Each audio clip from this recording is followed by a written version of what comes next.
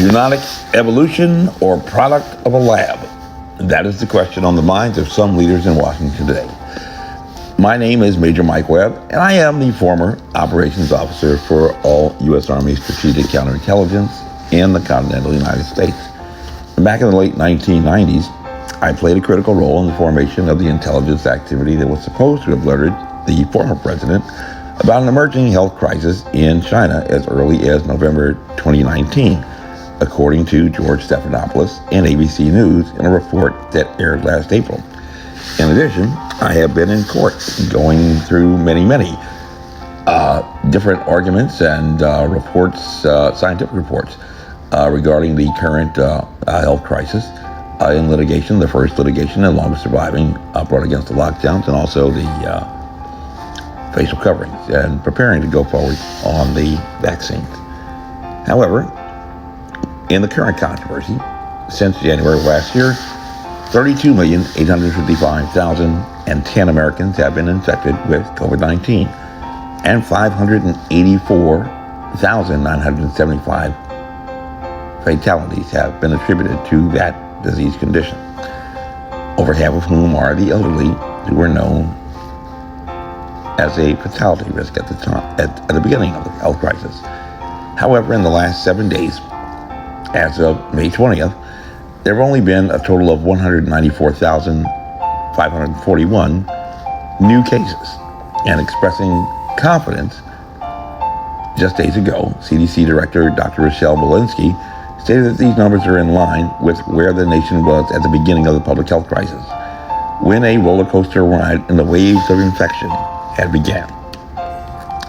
Note that in June of last year, even the county of Arlington, with the most government scientists in the nation, had requested that Governor Northam permit them more time to get a better handle on their metrics, fearing that infections would spin out of control. Recall that after the election, Virginia and states across the nation began imposing restrictions again as the holiday season began, because infections again were out of control.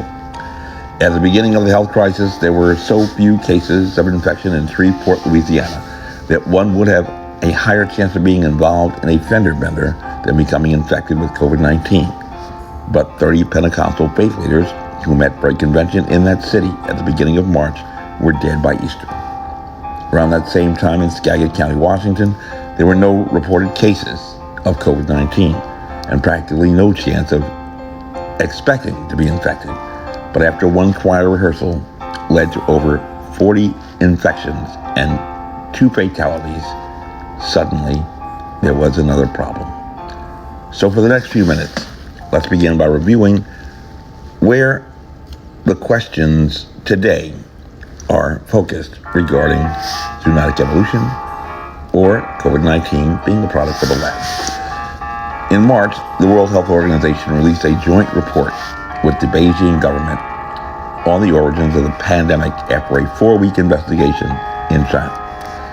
And in that 120-page report, it dedicated only a little more than 2 pages to the topic and concluded that the lab leak hypothesis was extremely unlikely. However, the WHO Director General said at that time that he does not believe the team's assessment of the leak possibility was extensive enough. For 2 pages of 120 pages, that is truly an understatement, especially since the document only reiterated one conclusory statement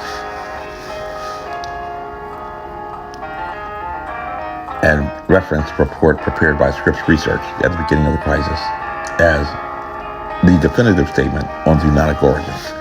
However, in June, an additional short report from the Scripps Research Laboratories in La Jolla, California, made a revealing finding about the evolution and mutations of the virus in only 3 months, and had found that the novel coronavirus appeared to have read their prior report and had uncharacteristically for a virus developed changes not at the genome level, but rather on the sheath surrounding the genome. sprouting additional crowns with the spike protein it uses to acquire a human respiratory cell, increasing its efficiency. The very shortcoming that had been noted in the prior zoonotic origins report that Christian Anderson had indicated was evidence that it had been not been the product of a laboratory. As in his opinion, a virus cultured in a government laboratory would have been more perfect, more efficient. A chimerical notion for anyone who has heard the phrase good enough for government work. Dr. Robert Redfield, the former director for the CDC, immediately provided comments to CBC News at the time of the report, and he told CNN that he believed the coronavirus originally escaped from a lab in Wuhan, China, but stressed diplomatically that he was not implying intentionality. Diplomatically. But he did add a controversial comment to Dr. Sanjay Gupta, stating, "I am of the point of view that I still think the most likely etiology of this pathogen in Wuhan was from a laboratory. Escaped." And he explained politely that it's not unusual for respiratory pathogens that are being worked on in the laboratory to infect the laboratory worker. But then attempted to clarify his opinion further, stating bluntly, "I do not believe this somehow came from a bat to a human, and at that moment in time, the virus came to the human, became one of the most infectious viruses that we know in humanity for human-to-human transmission. Normally, when a pathogen goes from a zoonotic to human, it takes a while for it to figure out how to become more and more efficient." Countering Dr. Redfield's statement, Dr. Anthony Fauci, director of the National Institute for Allergy and Infectious Disease, expressed great disbelief, suggesting incredulously that a virus being cultured in a military-grade laboratory for military purposes would not have essentially entered the outside human population already well adapted to humans, but would have taken time to adapt after leaving the assembly line. Barry Bloom, an immunologist and infectious disease expert at Harvard T.H. Chan School of Public Health, stated to NPR in March, "I think the genetics will tell you about the virus. I think it would be very difficult to tell you where it got into the human population and how it spread, and whether it came from a lab or didn't come from the lab. I think that's going to be very hard. And no matter how good the rational explanations of another WHO committee, there's a subset of people in both countries that will not believe the most likely answers. Again, because we live at a time where political and ideological differences often dictate what we believe is the truth." But on May 20th, after momentum had been stirring since the beginning of the month, and while the restrictions were being lifted, signaling a return to normalcy, with over 60% of American adults having received at least the first dose of vaccines, Reuters reported that CDC Director Rochelle Walensky surprisingly appeared to concur with her predecessor, Dr. Redfield, suggesting that COVID-19 may have originated in a laboratory, acknowledging a lab leak as one among several possibilities during testimony to congressional leaders, but hedged questions from Republican Senator John Kennedy from Louisiana, stating that she had arrived at a hearing without apparently doing her homework and lacked any empirical data to confirm or deny much at all, but could concede that the virus may have escaped from a laboratory. On May 19th, the House Intelligence Committee completed a 21-page report, but only dedicated about 2 pages regarding the actual laboratory theory, noting that it is very difficult and sometimes impossible to use forensics to identify mutations induced in a laboratory, and focusing upon accusations, rather, that Chinese researchers have failed to find the original bat population or species from which SARS-CoV-2 might have jumped, despite an intensive search and testing more than 80,000 animals. which that report claims stands in stark contrast to past coronavirus outbreaks, such as SARS and MERS, where it took only a matter of months. However, just because you cannot locate something, does that necessarily mean that the conclusion is obvious? That's a question.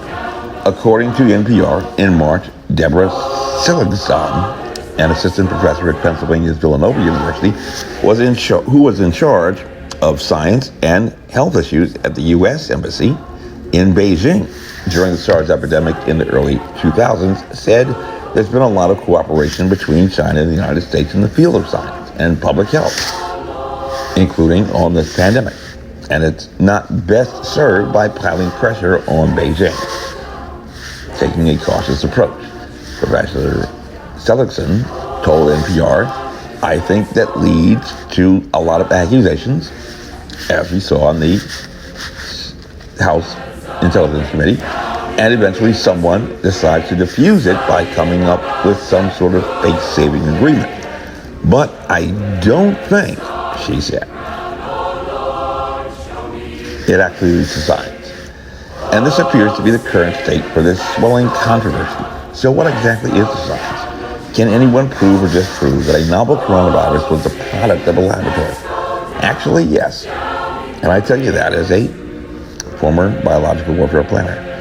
If you remove the politics, it can actually be established by math and science that most Americans probably learned by high school.